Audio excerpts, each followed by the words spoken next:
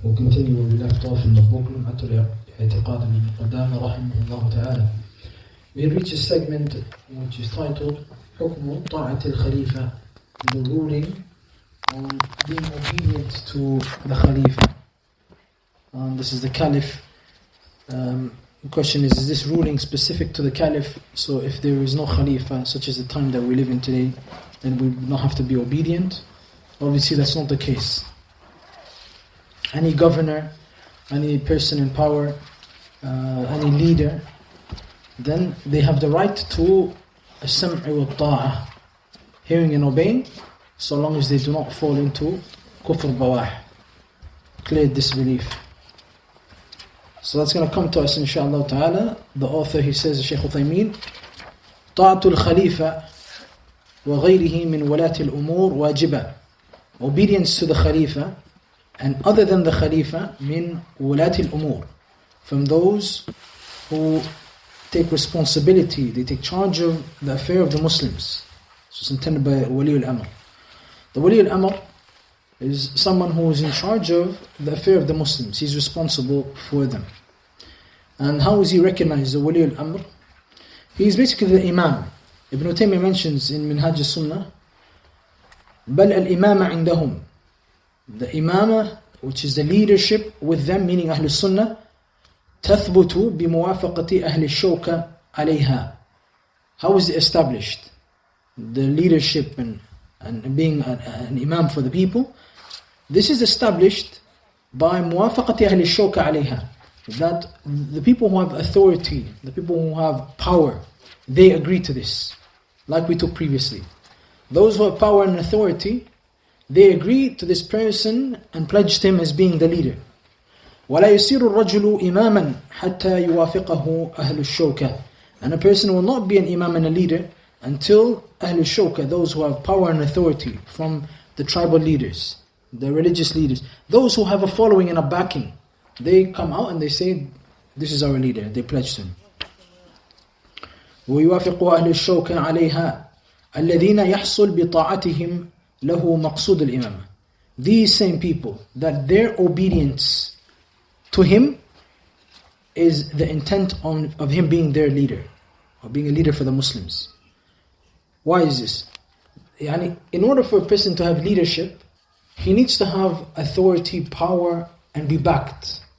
Al-Shawka, the people who have authority, power, once they agree to this man being their leader, then he's a leader. That's what's sufficient in him being established as a leader. Why? Because by them agreeing to that man, leading them, this is how authority is established. In other words, if someone who has no authority, no power, he agrees, he says, you're the leader. What does that really mean? And what does that equate to? Nothing. Because he's not followed by anyone. He has no arms, he has no authority, no power. So if 100 people, 1,000 people who had no power, no authority, said you are our leader, that doesn't mean anything. Because there is nothing there that they have of support. And Ahl al-Shawka, in other words, like we took previously, they're Ahl al-Hilli wal-Aqd. فإن بويع هو بيعة حصلت بها القدرة والسلطان صار إماما. So if there's a pledge which happens for him, that there occurs by way of this pledge to him, ability, he's not able, he's mobilized to do things, and he has a sultan, authority over the people, then he becomes an imam. So anyone who is like this, he is considered to be an imam of the Muslims, a leader of the Muslims. So long as he's backed by people, he has the people of authority who support him, then he is an imam. So Shaykh Uthaymeen is telling us here that the Walatul Umur, it is an obligation to obey them. Now look at this quote here from Ibn Taymiyyah, what he says. And this bab that we're taking, this aspect, it's important for us to understand it well. Because Ahlul Sunnah, our creed is, from our Aqeedah, when it comes to the rulers, is that we hear and obey so long as they do not order us to do haram. So if within the leader himself, he's sinful, he commits crimes, he gambles, whatever the case may be, as long as he's still a Muslim, he still has a right to obedience. He still has a right to obedience. This is the creed of Ahlul Sunnah. And many of the different factions they oppose. Many of the factions they oppose this. And in fact, if you're to read something like this and agree with it, they either refer to you as a Jami or a Madkhali These are the kind of terms that they will use for a person who says the leader, if he's a Muslim ruler, even if he's sinful, we have to hear and obey him. These are the kind of terms. So let's just see what Ibn Taymiyyah says about this. Perhaps maybe he's a Jami. By the way, this is an inscription to Muhammad Aman al-Jami, who is a scholar from Ethiopian origin, who died not long ago. And he's a contemporary scholar. That's when we say 25 to 30 years. So Ibn Taymiyyah says in the Majmu' al-Fatawa, أَمَّا أَهْلُ الْعِلْمِ وَالدِّينِ وَالْفَضْلِ. As for the people of religion and the people of knowledge and those who have merit and excellence, فَلَا يُرَخِّصُونَ لِأَحَدٍ. They do not permit for anyone فِيمَا نَهَى اللَّهُ عَنْهُ مِنْ مَعْصِيَةِ وُلَاةِ الْأُمُورِ. They do not permit anyone from that which Allah He has made haram, from disobeying the rulers, وَغَشِّهِمْ, and cheating them, وَالْخُرُوجِ عَلَيْهِمْ, and rebelling against them, بِوَجْهٍ مِنَ الْوُجُوهِ, from a single standpoint. They do not permit. So the people of knowledge, the people of religion, and the people of virtue, they do not permit rebellion. They do not permit taking arms. They do not permit بِوَجْهٍ مِنَ الْوُجُوهِ, from any angle. كما قد عرف من عادات أهل السنة والدين قديما وحديثا, as this has been known from the way of Ahl al-Hadith in the past and present, ومن سيرة غيرهم, and from the way of other than them. Jameel. So Ahl al-Sunnah, past and present, what is from their distinguishing signs? The distinguishing sign of a Sunni, one who follows the way of the Salaf, is the تقرير هذه العقيدة, to affirm and establish this Aqeedah of السمع والطاعة لولاة الأمور, to hear and obey the rulers so long as they are not disbelievers and they have not left the fold of Islam. But if they're sinful and he's still a Muslim, then you still hear and obey. So Ibn Taymiyyah is establishing and he's saying that this is the way of Ahl Sunnah in the past and the present. Jade. We'll go on from there. He says after that, في غير معصية الله. So the leader is to be obeyed so long as it's not in the disobedience to Allah. يعني لا معصية لا طاعة للمخلوق في معصية الخالق. It's not permitted to obey the creation if this leads to the disobedience of the Creator. لقوله تعالى. What is the proof for this? That it's a must to obey. He says a statement of Allah the Most High. يا أيها الذين آمنوا أطيعوا الله وأطيعوا الرسول وأولي الأمر منكم. O you who believe, obey Allah and obey the Messenger of Allah and obey أولي الأمر منكم, those who have authority over you. And the ulama mentioned that there are two categories. هم العلماء والأمراء. They are the religious leaders, the scholars, and those who have authority and power over us, and the rulership and leadership. And it's more clear that that's the intent of the ayah. Even though the scholars themselves, they have a right to hearing them and that which they issue, which is from the Quran and the Sunnah. وَلِقَوْلِهِ صلى الله عليه وسلم, also due to the statement of the Messenger صلى الله عليه وسلم, السمع والطاعة على المسلم فيما أحب وكره. To hear and to obey is upon the Muslim in that which he loves and that which he dislikes. مَا لَمْ يُؤْمَرْ بِمَعْصِيَةٍ, so long as he's not ordered with something sinful. فَإِذَا أُمِرَ بِمَعْصِيَةٍ فَلَا سَمْعَ وَلَا طَاعَةٍ. And if he's ordered to do something sinful, then there is no sam' wa ta'ah. There is no obedience to the person who has ordered you to do this. So the shart is, in order for them to have this obedience, the obedience is not unrestricted. And the people of knowledge also point out in the ayah that we took previously, أَيُّهَا الَّذِينَ آمَنُوا أَطِيعُوا اللَّهَ وَأَطِيعُوا الرَّسُولَ وَأُولِي الْأَمْرِ مِنْكُمْ. That when Allah He ordered us to obey Him and to obey His Messenger, we're just told, obey Allah and obey His Messenger. And then you have وَأُولِي الْأَمْرِ مِنْكُمْ. And Allah did not mention here وَأَطِيعُوا. The verb was not repeated, right? The verb was repeated twice. أَطِيعُوا اللَّهَ وَأَطِيعُوا الرَّسُولَ. As for أُولِي الْأَمْرِ, Allah did not say وَأَطِيعُوا أُولِي الْأَمْرِ مِنْكُمْ. Why did Allah not mention obey the rulers? They say لِأَنَّ طَاعَتَهُمْ مُقَيَّدَةً. Because obeying the rulers, their obedience is restricted, it's limited. What is it limited to? It's limited to the obedience of Allah and His Messenger. As for Allah wa Rasuluh, as for Allah and His Messenger, فَلَهُمُ الطَّاعَ الْمُطْلَقَةِ. They have unrestricted obedience. Everything we're ordered to do, we fulfill for Allah and His Messenger. As for the rulers, فَطَاعَتُهُمْ مُقَيَّدَةً. The obedience to them it's restricted and limited to them being in agreement with the legislation of Allah subhanahu wa ta'ala. Jayd. So this hadith that we've taken here is a hadith which is agreed upon. He goes on to say, وَسَوَاءً كَانَ الْإِمَامِ بَرًّا وَهُوَ الْقَائِمِ بِأَمْرِ اللَّهِ فِعْلًا وَتَرْكًا. Whether the imam, this ruler, is a person who is pious, meaning that he carries out the commandment of Allah, fi'lan, and performing it, وَتَرْكًا, and avoiding that which Allah prohibited. So the ruler, he has his right to obedience, whether he is a pious ruler, fulfilling the commandment of Allah and avoiding what Allah prohibited, or fajiran, or he is sinful, وَهُوَ الْفَاسِقِ, and the fajr is the fasiq, meaning the person الَّذِي يَخْرُجُ عَنْ طَاعَةِ اللَّهِ, the one who is sinful and is not adhering to the commandment of Allah. Here there's some speech of Shawkani rahimahullah with regard to this in Sail al-Jarrar. He says, لا يجوز الخروج على الأئمة. It's not permitted to rebel against the rulers. It should be here وإن بلغوا. It says here وإن بغوا, but change that to وإن بلغوا. وإن بلغوا في الظلم أي مبلغ. It's not permitted to rebel against the rulers even if they were to reach from oppression, whatever they reached. ما أقاموا الصلاة, so long as they establish the prayer. ولم تظهر منهم الكفر البواح, and clear disbelief has not transpired from them. والأحاديث الواردة في هذا المعنى متواترة. And the hadith that have been reported in this regard, they have been reported in mass transmission. ولكن على المأموم أن يطيع الإمام في طاعة الله. But it's upon the one who is being led, the subject, it's upon him to obey the ruler and that which is obedience to Allah. ويعصيه في معصية الله, and to disobey him and that which is disobedience to Allah. So if he was to order you to do haram, then you obey. You don't obey, you disobey. And if he orders you to do that which is an obligation or mustahab or even mubah, so long as he does not order you to do haram, then you obey him. فإنه لا طاعة لمخلوق في معصية الخالق. For indeed there is no obedience to the creation if it leads to the disobedience of the Creator. Jayd.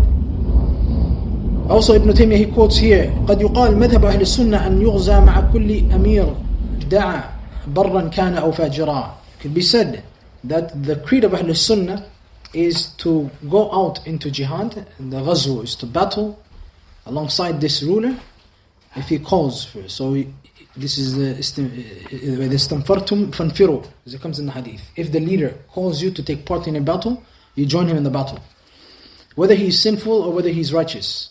فهذه الآية تدل على وجوب الجهاد مع كل أمير دعا الناس إليه. So this ayah indicates the obligation of fighting jihad alongside every ruler that calls the Muslims to this.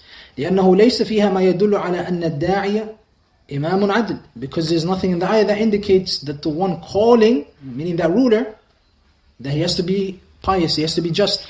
فيقال هذا ينفع أهل السنة. He says that this ayah can be said to benefit the people of the Sunnah. فإن الرافضة لا ترى الجهاد إلا مع إمام معصوم. As for the jihad of the Rafida, then the 12 of Shia, they only see it permissible to fight jihad alongside an imam who's ma'soom. Who they have their 12 imams, right? Their imams, they're ma'soom, and they can only fight jihad alongside them. So it's not only the jihad. لا جمعة ولا جماعة ولا jihad. They don't pray Salatul Jumu'ah, they don't pray any congregational prayers, nor do they go out to fight jihad, because they say we don't have an imam ma'soom. That's why, what do they refer to their places of congregation? They don't call them masajid. Anyone knows the name from? I think I've heard it. They call it Husayniyat. You know this? Yeah, they call it Husayniyat. The places where they gather congregationally, they call it Husayniyat. They don't even call it a masjid. Why? Because with them, there's no imam ma'soom, there's no leader who's infallible, and because there's no infallible leader, then we don't have to take part in this. And in the past, there used to be from a sect from the Rafida, a sect from the Shia, who they used to call Al-Khashabiyya, Al-Firqa Al-Khashabiyya, which is an inscription to khashab, which is wood. They would go, if they wanted to fight, they would fight with swords made of wood. Because they say you can only carry the hadwa hadid, sharp metal, you can only carry when you have the Imam Ma'soom. So because you don't have the Imam Ma'soom, they fight with khashab. يعني عجائب. So Ibn Taymiyyah is pointing to the fact that the Rafida here لا ترى الجهاد إلا مع إمام معصوم ولا معصوم عندهم من الصحابة إلى علي. And no Sahabi is معصوم besides Ali. Jade. So we've come away with certain aspects here The kufr al-bawah is what permits us to disobey the ruler, not to obey him, in fact overthrow him if we have the ability. That's going to come to us.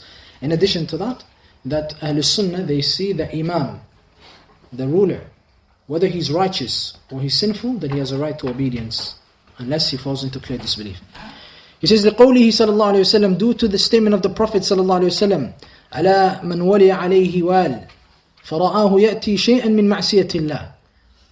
Verily, whoever a ruler is placed over him, or comes into power over him, فَرَآهُ يَأْتِي شَيْئًا مِنْ مَعْصِيَةِ اللَّهِ, and he sees him doing something, tending to something which is sinful, فَلْيَكْرَهْ مَا يَأْتِي مِنْ مَعْصِيَةِ اللَّهِ, then let him dislike what he sees the man doing from the disobedience to Allah, وَلَا يَنْزِعَنَّ يَدًا مِنْ طَاعَةٍ, and let him not remove a hand from obedience. It's collected by Muslim. It's the hadith of Abdullah ibn Umar radiallahu anhu. And this hadith is a very strong hadith in terms of its indication. It's telling you, as a believer, when you're allowed to extract your hand and say, I'm not going to obey. But here, so long as he's still a Muslim, even if you were to see him doing something from the ma'asiyah, the sin, then it does not give you the right to say, I'm going to rebel against this man, I'm no longer going to adhere to what he's ordering, and so on and so forth.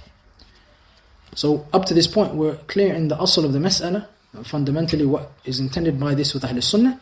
Then he goes into other aspects. So he says, وَالْحَجْ وَالْجِهَادِ مَعَ الْأَئِمَّةِ مَاضِيًا نَافِذًا.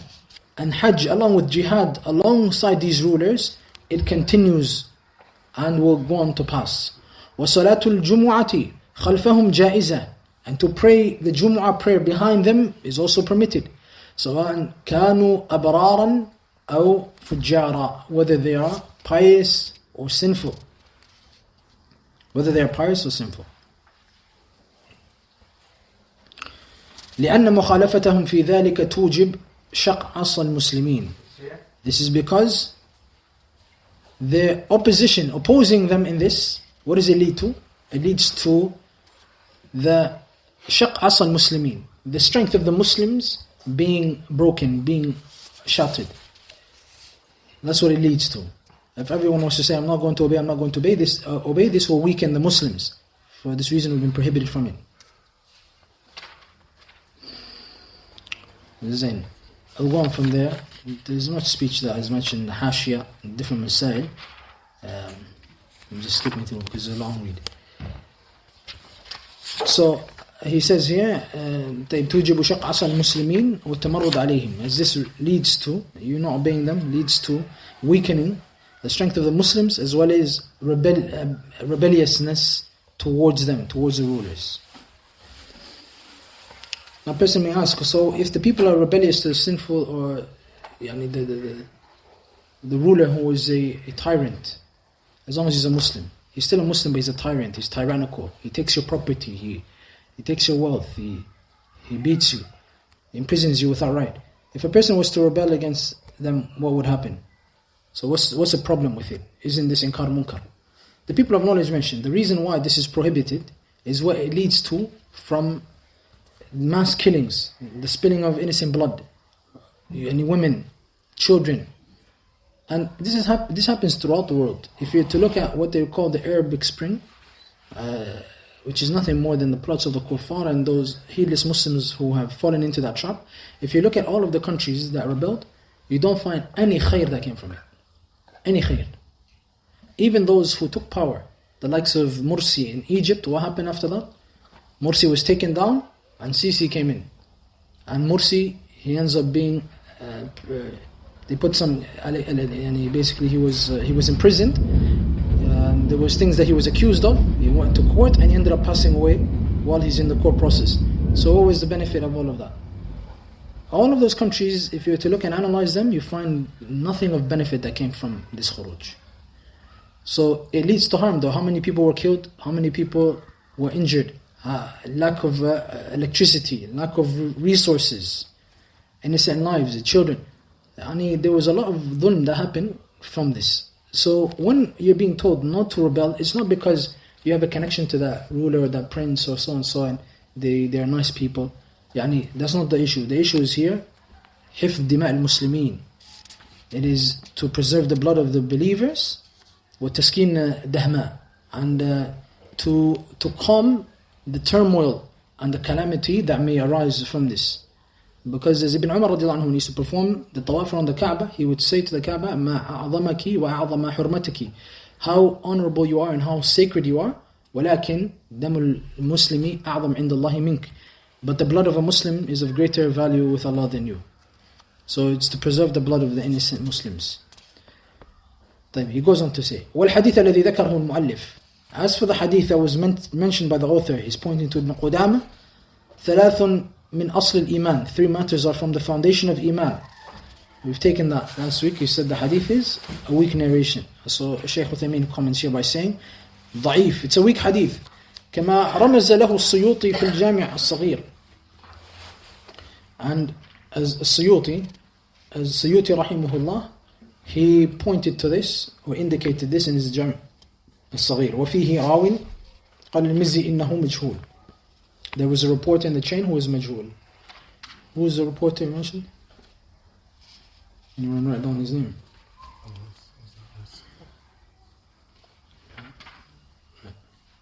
أبو إسحاق؟ لا. ما في أحد كتب؟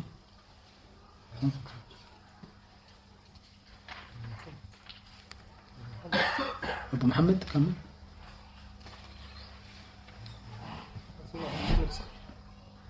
والله إسحاق لا. No, but there was the completion.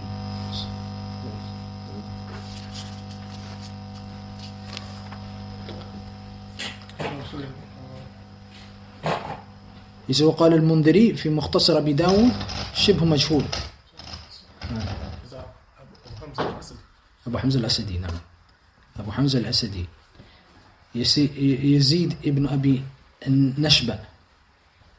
I mentioned this is the Rawi. Abu Hamza al-Asadi was the previous hadith. But this is Yazid ibn Abi Nashba. He mentions in the Hashi as well, for number 2. I believe Abu Hamza al-Asadi was the previous hadith, prior to that one. Okay, so up to this point we've understood the hadith is da'if. The hadith he's referring to is the hadith which is in the matan.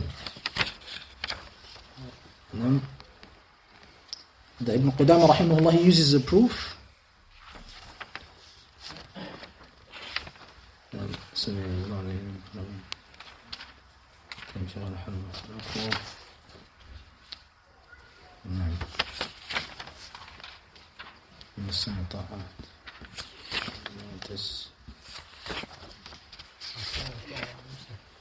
Yes, on page number 347. 347 in this copy of the book is the hadith of Anas collected by Abu Dawud. Zayn, let's go on from there. He says after that, وَثَلَاثِ الْخِصَالِ الْمَذْكُورَ فِيهِ here. The 3 traits which are mentioned in the hadith are الْكَفْ عَمَّنْ قَالَ لَا إِلَهَ إِلَّا اللَّهِ, to refrain from someone who says La ilaha illallah. وَالثَّانِيَ, the second is al-jihad madin, that the jihad it will continue ila akhir, to the end of that. وَالثَّالِثَ, and the 3rd trait is al-imanu bil-aqdar, to have iman in the decrees of Allah subhanahu wa ta'ala, what Allah has decreed. So it's also weakened by Al-Albani rahimahullah. I believe we mentioned that as well.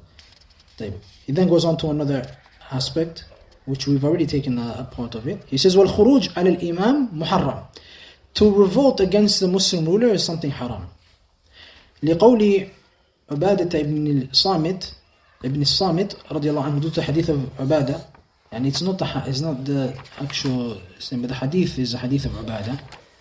He says, بَيَعْنَا Rasulullah sallallahu alayhi wa sallam, we pledged to the Messenger sallallahu alayhi wa sallam. We should have, let's say, bay'ana. The Messenger sallallahu alayhi wa sallam, we pledged to him ala sam'i wa ta'a, to hear and obey, fi manshatina wa makrahina, at the time we are energetic, as well as the time that we dislike, wa usrina wa yusrina, and the time of ease and the time of difficulty, wa atharatin alayna, and in a state where people are being favored over us, وَأَنْ لَا نُنَازِعَ الْأَمْرَ أَهْلًا, and that we do not contend with the people, the rulers and so on, over the affair.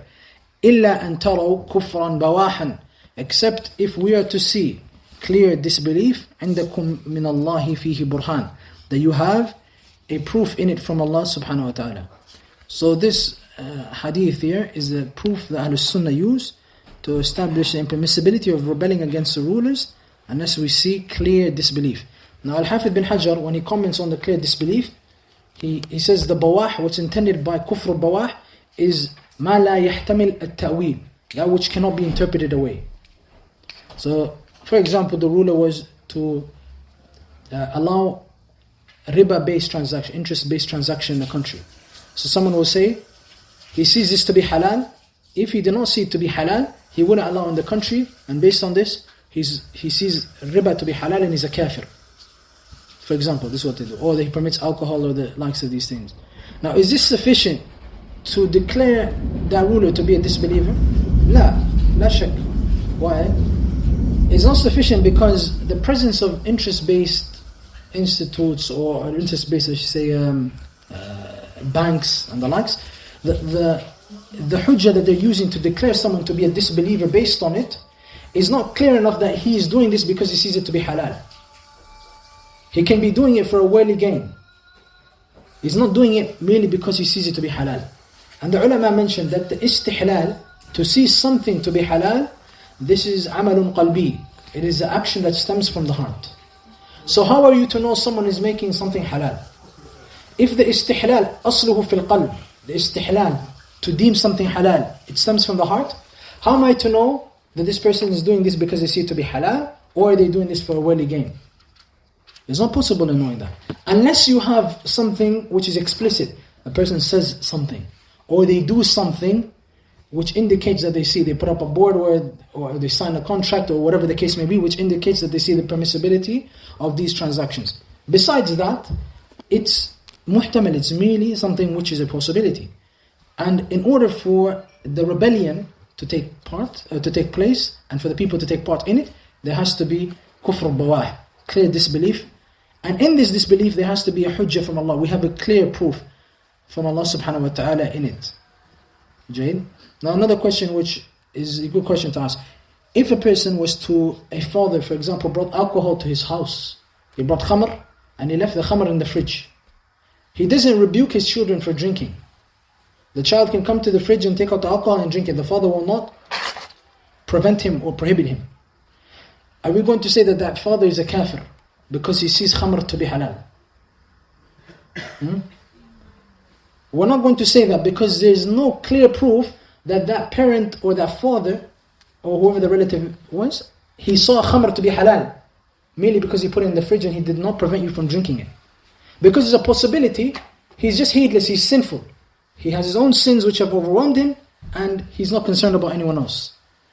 ولكن إذا تفوه, if he says this openly or does something which indicates that he sees this to be halal, it's a different ruling. Then we'll say this person is a disbeliever. ولكن to take an action that a person does, that's a sin essentially, and to build on this action that this is kufr, this is dangerous. من قال لأخيه يا كافر, whoever says to the Muslim brother of his, oh disbeliever, فقد باء بها أحدهما, one of those two will be, the ruling will land on them. فإن كان كما قال وإلى رجعت عليه. Either it is that the man is a disbeliever, or the ruling will return back to him. And the ulama mentioned there's different views with regard to it, what will return back to him. And some have said that it's a sin, it's an actual sin that will return back to the person. Then inshallah I'll pause here because the salah is upon us and we'll complete after the prayer inshallah. Bismillah ar-Rahman ar-Rahim. We'll continue where we left off prior to the prayer.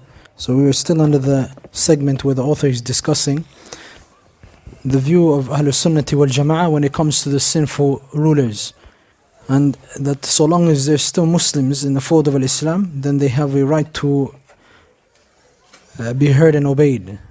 So long as they do not order you with that which is haram from disobedience to Allah subhanahu wa ta'ala. And we've taken here in the hadith of Ubadah ibn Samit an instance where a person is permitted to revolt against the ruler, and this is, as the hadith stipulates, إِلَّا أَن تَرَوْا كُفْرًا بَوَاحًا عِنْدَكُمْ مِنَ اللَّهِ فِيهِ برهان, except when you see clear disbelief which consists of a proof from Allah subhanahu wa ta'ala, or containing proof from Allah subhanahu wa ta'ala. We also took the speech of Ibn Hajar with regards to that. Now we'll go on to the following hadith. He says, وَقَالَ صلى الله عليه وسلم, he also said, our Messenger صلى الله عليه وسلم, يَكُونُ عَلَيْكُمْ أُمَرَاءٌ تَعْرِفُونَ وَتُنْكِرُونَ. There will be rulers who are in power over you. You will recognize from them good things and you will also reject other things. فَمَنْ أَنْكَرَ فَقَدْ بَرِئ. Whoever rejects the evil that he sees that is, فَقَدْ بَرِئ, then they are free. They are innocent. وَمَنْ كَرِهَ فَقَدْ سَلِمْ. And whoever dislikes this evil that they're doing, then he is salim, he's safe. وَلَكِنْ مَنْ رَضِيَ وَتَابَعْ. However, the one who is pleased and follows him. And this is where it's dispraiseworthy. To follow and obey in that which is from the disobedience to Allah. قَالُوا أَفَلَا نُقَاتِلُهُمْ. The Sahaba asked the Messenger, should we not fight against these rulers? قَالَ لَا. He said, no, مَا صَلَّوْا. So long as they're praying. لَا مَا صَلَّوْا. No, so long as they're praying.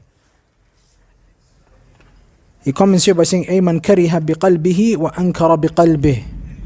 And the person, he dislikes something with his heart and he rejects it from his heart. This is the commentary of Shaykh Uthaymeen on the hadith. We'll go to the footnotes to see what An-Nawawi he says about the hadith. So he says, فَمَعْنَاهُ وَاللَّهُ أَعْلَمُ.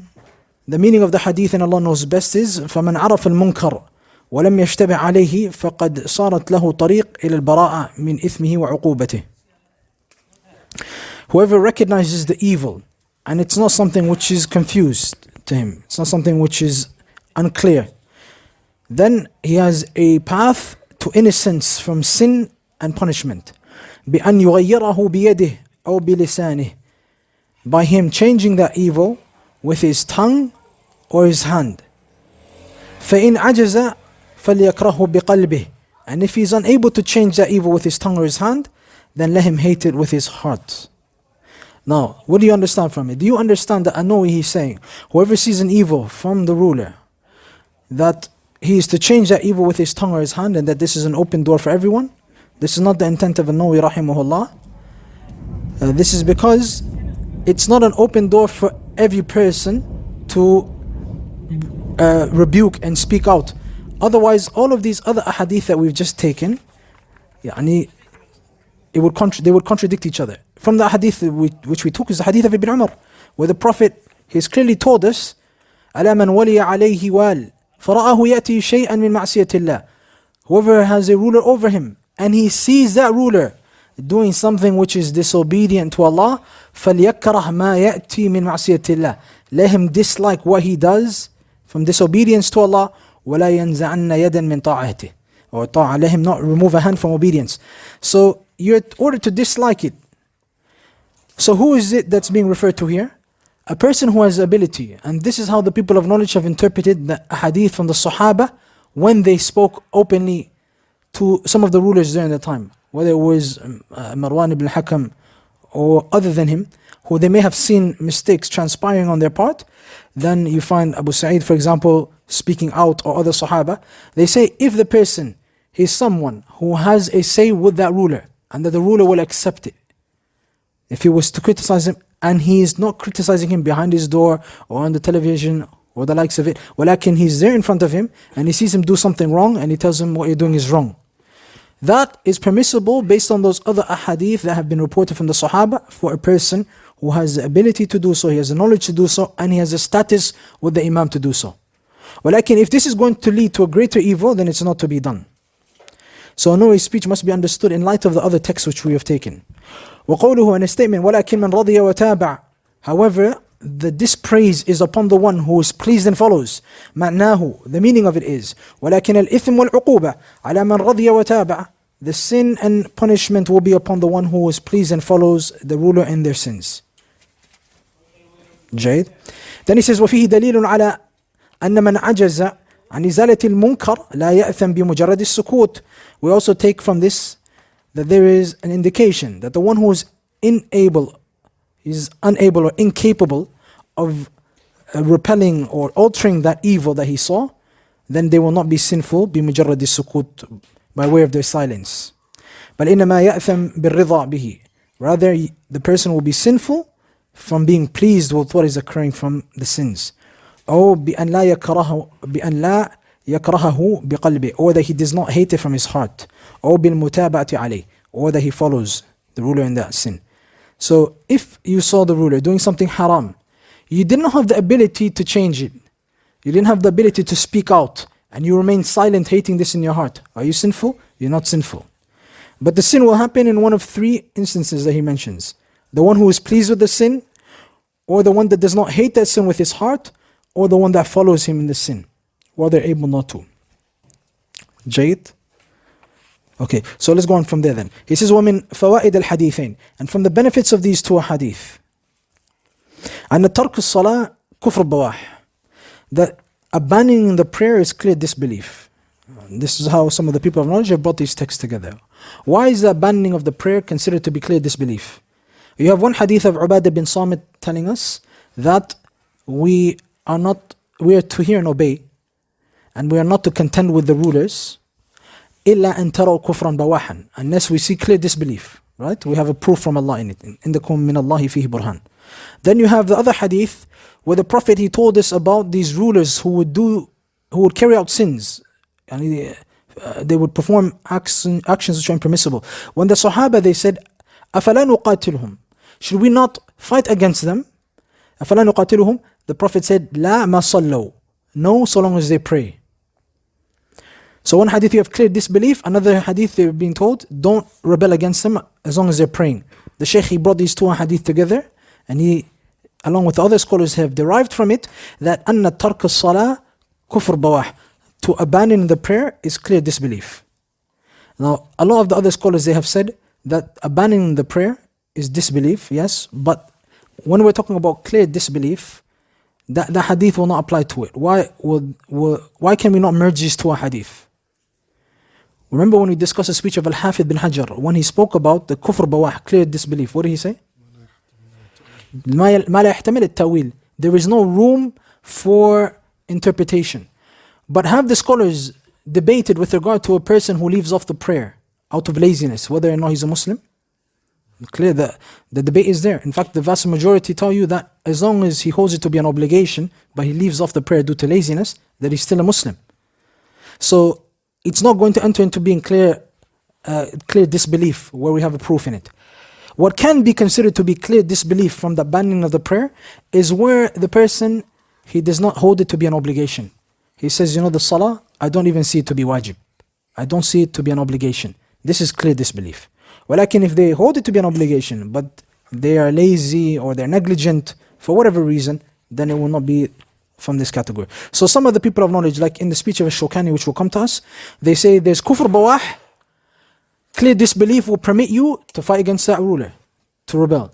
And also, abandoning the prayer will permit you to rebel against the ruler as well. Some of them have mentioned too. He said, لأن النبي صلى الله عليه وسلم لم يجز الخروج على الأئمة إلا بكفرين بواح, because the Prophet صلى الله عليه وسلم did not permit for us to rebel against the rulers unless there's clear disbelief. وجعل المانع من قتالهم فعل الصلاة, and he also made the barrier between us and rebelling against them, the establishment of the prayer. فدل على أن تركها مبيح لقتالهم. This indicates that abandoning the prayer, it permits rebelling against them. Now there's a difference. No, it permits rebelling against them, but to say that it's kufr bawah is not clear. وقتالهم, and fighting against them, لا يباح إلا بكفر بواح كما في حديث عبادة. And rebelling against them or fighting against them is not permitted except by way of clear disbelief. Now I'll come to the speech of Al-Shawkani that I was pointing to earlier. He says, رحمه الله, تعليقا لحديث جابر المتقدم إراد. So he mentions, while commenting on the hadith of Jabir, he says, يدل على أن ترك الصلاة من موجبات الكفر. The hadith indicates that abandoning the prayer is from the things that necessitate disbelief. ولا خلاف بين المسلمين في كفر من ترك الصلاة منكرا لوجوبها. And there is no differing among the Muslims that whoever leaves off the prayer, denying, rejecting its obligation, that this is disbelief. إلا أن يكون قريب أحد بالإسلام. There are instances, however, the person will still not be a disbeliever. He said, I don't see the salah to be wajib. What are the instances that he's not a disbeliever? He's someone who was recently entered into Islam. أو لم يخالط المسلمين مدة يبلغه فيها وجوب الصلاة, or he has not mixed with the Muslims long enough. He became a Muslim in the likes of this land, and he has not lived with the Muslims long enough to understand that it's an obligation for him, for example. وإن كان تركه لها تكاسلا مع اعتقاده لوجوبها كما هو حال كثير من الناس فقد اختلف الناس في ذلك. So he says that if the person was to leave off the prayer from laziness while believing that it is an obligation, which is the state of many of the people, then the scholars, they have differed with regard to this person. So to get out of this whole khilaf, whether or not it's considered kufr bawah, we can say then to leave off the prayer, it permits khuruj, it permits rebelling, as also clear disbelief will permit rebelling. Walakin, is this in every instance that as long as a person who is a ruler, he does clear disbelief or he abandons a prayer, we can always rebel? Is this in every instance? You can do khuruj on someone that doesn't pray out of laziness. On the view that it is kufr. On the view that it's kufr. ما صلوا. As long as they have, as long as they're praying, we cannot do khuruj. But if they're not praying, then you can do the khuruj. So this is based on the khilaf among the scholars in this matter. That's why he's mentioning these khilafat among the scholars with regard to whether or not you can do it. The speech of Ibn Qudaamah also, page number 359, if you're to read that, similar speech. So what I was trying to get at here, the question was, if we see kufr bawah, the ruler came out openly and he denounced the Sharia. He says there's nothing like Sharia law, nothing. We will rule by democracy and there's nothing like the Sharia law. Or he comes out and he says something which is clear kufr bawah. In this instance, is it immediately that we take arms and we rebel, or are there conditions to this, the rebellion? Now there has to be al-istita'a. The ulama still mention istita'a, we have ability, meaning that if the change can happen in a manner which is effective, quick, and leads to minimal damage to the Muslims, then you do it. However, if it's going to lead to something greater, even if they're upon clear disbelief, then you're patient. You're patient. Why? Because there's a qadiyah of inkarul munkar. When you're rebuking something of evil, then you must recognize that if it's going to lead to that which is greater of evil, then you leave it. If it's going to lead to greater evil. Now I'll give an example of this. What happened in Syria, for example? What happened in Syria? Al-Assad, many of the ulama, they made takfir of him. They say he's a disbeliever. Why? Because his aqeedah, he's a batini basically. He's a Shi'i batini. He's a Shi'i who, the batini sect, whether they're called the Alawiyya or the Nusayriyya, or whether they're called the Ismailiyya, or these guys here in North who were called the Buhra. All of these different sects, they're names for one and the same belief, which are people who believe that the texts that we read, they have an inward meaning that are only understood by a certain percentage of the people.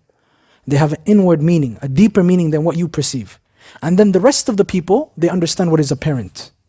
So they're called batiniya because they say there is a hidden and concealed deeper meaning to these texts. Now the batiniya, the ulama, they have made takfir of them in a general sense. They say that religion is not Islam. It looks like Islam, but it's not Islam. Walakin, when they picked arms and they went to rebel,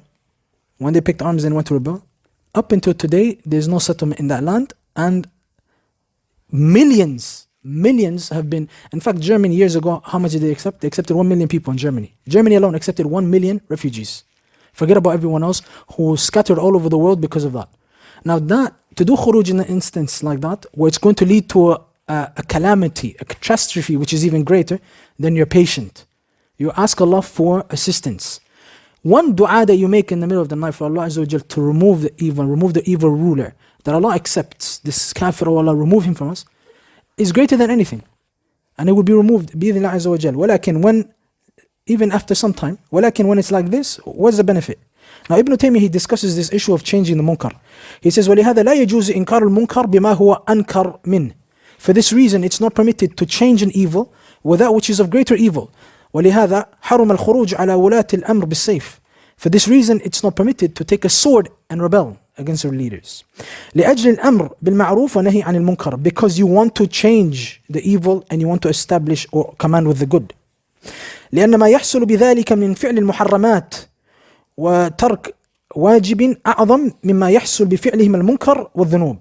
Why is this? He says because that which transpires from فعل المحرمات, the carrying out of haram and abandoning, not being able to do the wajib, this is greater than that which occurs بفعلهم المنكر والذنوب, from the evil and the sins that they are doing. وإذا كان, take this as another benefit, وإذا كان قوم على بدعة أو فجور, and if a people they are upon innovation and sin, ولو نهوا عن ذلك وقع بسبب ذلك شر أعظم, and if they were to be prohibited from the evil or the sin they are doing, a greater evil would transpire. ولم يمكن منعهم منه, and it will not be possible to prevent them anyway. ولم يحصل بالنهي مصلحة راجحة, and there does not occur by you prohibiting them a gain, a benefit does not occur from it. لم ينهوا عنه, they would not be prohibited from it. واضح? So you go around a group of people, they are maybe drinking alcohol, and you go in there to do inkar munkar. If by you going among them to rebuke them upon that evil, from that evil, is not going to lead to anything but greater evil, in fact maybe they will harm you, they may even kill you, then you don't do it. So this principle is a principle which is important to understand. If the inkar, your rebuking of the evil leads to a greater evil, then it should not be done.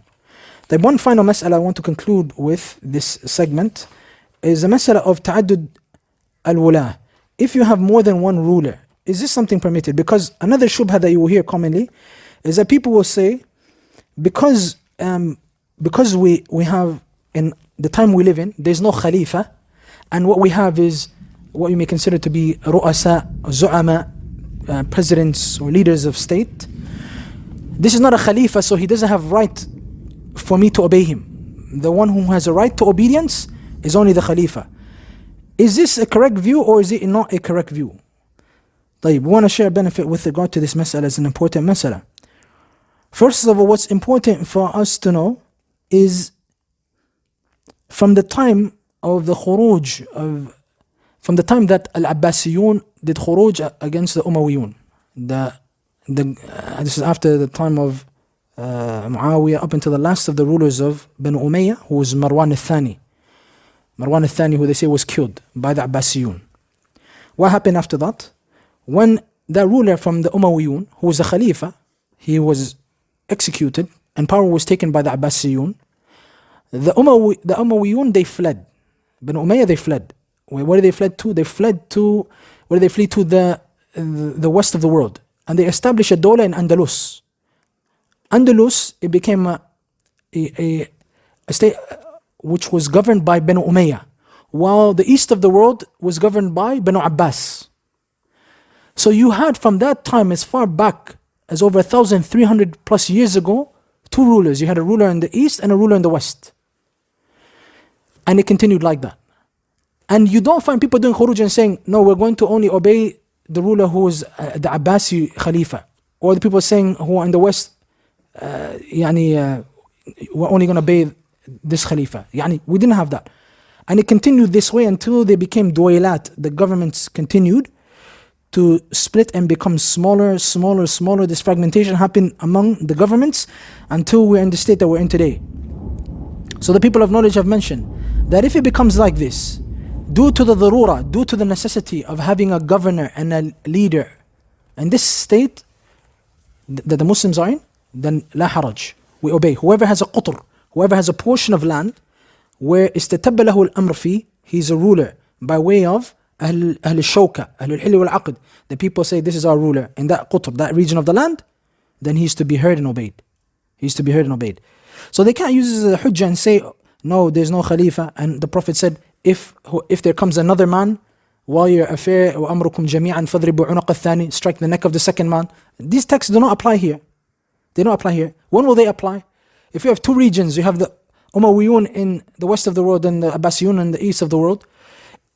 As long as there's a Khalifa there that's established, if another man came and contended with him, na'am, then we'll say, if you come to contend with this Umayyi the Khalifa of the West or the Khalifa of the East, anyone who comes to contend with either one of these, then the hadith will apply. ولكن while they استتب لهم الأمر, they have nufud, their commandments, the laws of Allah are being carried out. There's nothing but sam'u ta'a. Those who are under their rule must hear and obey. طيب. Muhammad bin Abdul Wahhab himself, rahimahullah, he says, it's found in the Durr al-Siniyah, the 7th volume. He says, Al-A'imma mujmi'un min kulli madhab. The scholars are unanimous in all of the madhahib. على أن من تغلب على بلد أو بلدان, whoever takes power and authority in one land or more than one land, له حكم الإمام في جميع الأشياء. He will have the right of the Imam in all affairs. ولولا هذا ما استقامت الدنيا. And if it wasn't for this, then the worldly affair of the people will never be upright. لأن الناس من زمن طويل, because the people from a long time back, قبل الإمام أحمد, before Imam Ahmed, إلى يومنا هذا, up until this day of ours, ما اجتمعوا على إمام واحد. They have never united upon one Imam.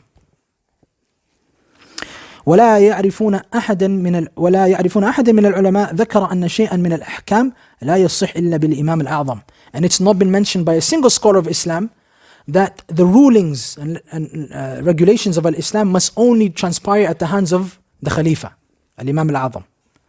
So long as there is these duwailats, these governments, once you enter that government, you have the Muslim ruler in, he's running that country.